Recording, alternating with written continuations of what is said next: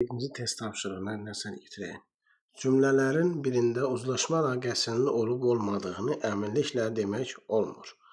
Fikir verək cümlələrə. Zabit oğlu ilə görüşmək istəmirdi. Bura kimi baxaq cümləyə. Zabit oğlu ilə görüşmək istəmirdi. Görüşmək istəmirdi. Kim?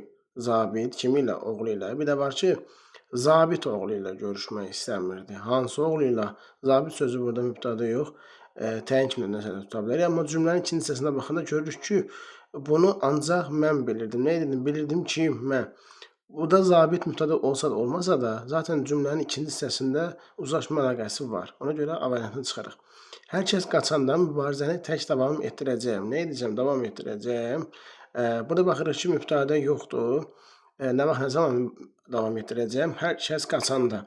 Görürük ki, mübtəda yoxdur və ikinci, üçüncü növ təyini söz birləşməsində görmürük. Ona görə burada uzlaşma əlaqəsi yoxdur. Dəqiq deyə bilirik ki, yoxdur. Mənim qəlbimdəsən, ey vətən. Nəsən, mənim qəlbimdəsən xəbər. Ey vətəndə xitabdır. Burada ona görə də uzlaşmanın amma olduğunu dəqiq deyə bilirik ki, uzlaşma var. Niyə? Çünki mənim qəlbimdəsən söz birləşməsi, üçüncü növ təyin söz birləşməsi olduğu üçün orada mütləq uzlaşma olacaqdır. Amma olmadığı halı deyə bilməyəcəyik. Qalib, dostum sizin mülahizələri çox bəyənir.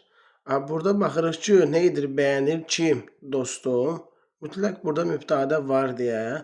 Ona görə burada uzlaşma əlaqəsi var. Yəni olub-olmadığını əminliklə deyə bilməyəcəyimiz bir hal yoxdur. Cavanlar bəlkə də sizə sabah müraciət edəcəklər. Baxın, nə edəcəklər? Müraciət edəcəklər. Kim?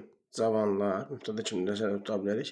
Və ya da cavanlar sözünü xitab kimi də nəzərdə tuta bilərik. Cavanlar. Bəlkə də bizə sabah müraciət edəcəklər.